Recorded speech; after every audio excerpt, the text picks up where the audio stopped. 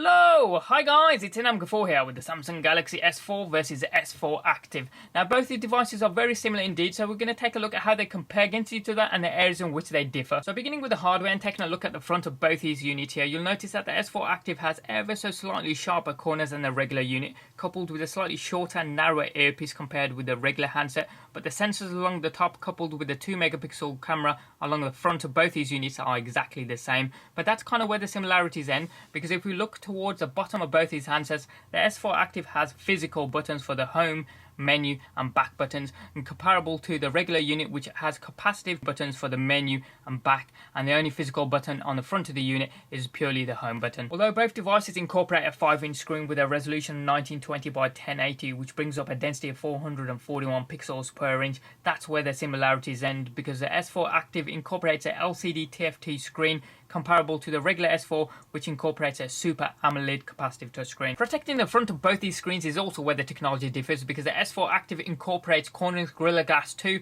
comparable to Corning's Gorilla Glass 3 on the regular S4. Under the hood, similarities for both these devices include the same 1.9 GHz Qualcomm quad-core Snapdragon 600 CPU, 2 GB of RAM, 16 GB of internal storage, coupled with the same 2600 mAh battery. However, the S4 Active has an IP67 rating, which basically means you can put it in water up to a meter deep for upwards of 30 minutes at a time, and when you remove it, it'll have no issues at all. It'll work perfectly fine. But that IP67 rating doesn't come without some compromise, because as you'll see along the bottom here, where it is in the regular S4, the micro USB port, as you can see here, the S4 Active has a cover, simply a rubber cover which you can fold out like so, but nonetheless this can still be fiddly if you're not going to be using your S4 for its water protection capabilities. While we've got both the devices on top of each other here, you'll notice that the S4 Active is a couple of millimeters thicker and wider than its regular S4 brother.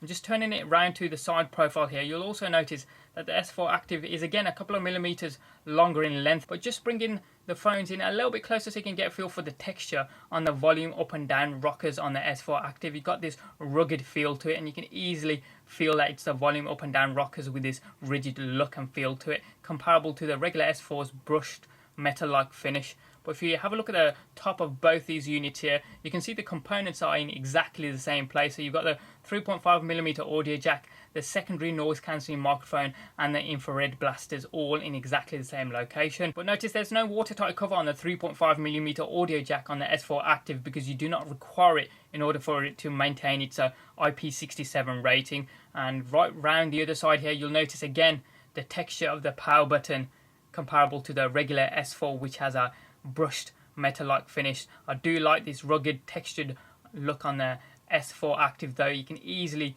feel for the buttons when you're not actually looking at the unit. What the ruggedization is actually worth, coupled with the water resistancy certifications of the S4 Active, it actually feels really good in the hand. It feels premium, just purely down to the materials being used and this texture of these buttons, as well as the weightiness, because it's slightly heavier at 153 grams compared to the regular S4's 130 grams. With both the back covers off, you'll notice the same NFC enabled 2600 mAh battery, the same SIM card, the same micro SD card slot, as well as the same LED flash. But that's where the similarities end, because you'll notice on the S4 Active the external speaker is smaller than the regular unit, as well as the regular unit having a 13 megapixel shooter. This has been downsized on the S4 Active to be an 8 megapixel shooter. And while we're here, I just want to point out this silicone rubbery material used along the top and bottom of the S4 Active here. Certainly gives it a premium look and feel to the device while still maintaining its ruggedized image. You'll also notice this plastic pathway, or this ring, which goes right the way around the battery, the micro SIM card and the micro SD card slot on the back of the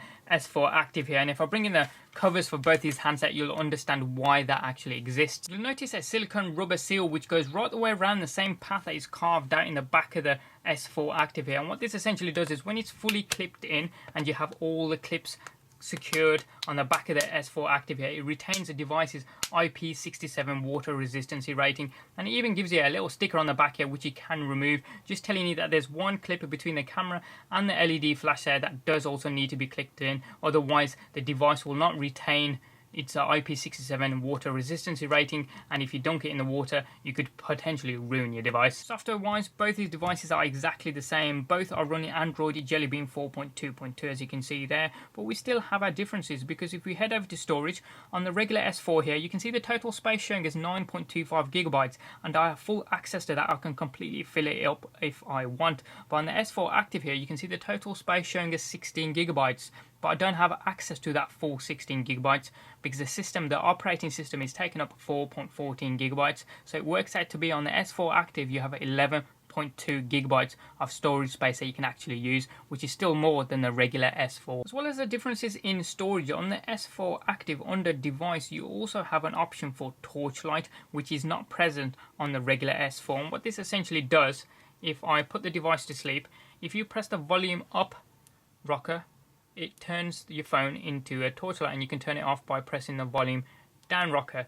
This obviously can also be used underwater as well. Speaking of underwater, the S4 Active has a mode built into the camera application which allows you to take photographs underwater. Now, because when you're underwater, the screen becomes unresponsive. When you enter aqua mode, what this essentially allows you to do, apart from telling you to close the USB cover, is it allows you to use the physical volume up and down keys here as a shutter button to take photographs. So obviously, once you want to take a photograph, press the button, it takes a photograph as normal. But for whatever reason, dual camera mode has been removed from the S4 Active, so you can no longer record videos using the front and rear facing cameras at the same time. So that's been the Samsung Galaxy S4 versus the Samsung Galaxy S4 Active. As ever, any comments or questions you guys have got, hit them up in the comment section down below there. Give us a thumbs up if you like this video and a lot what you saw. And if you haven't already done so, hit subscribe. It's also down there as well. Doesn't cost you a penny. And you can also check out some of our forthcoming videos. Thanks for watching. Have a wicked day, and we'll see you next time.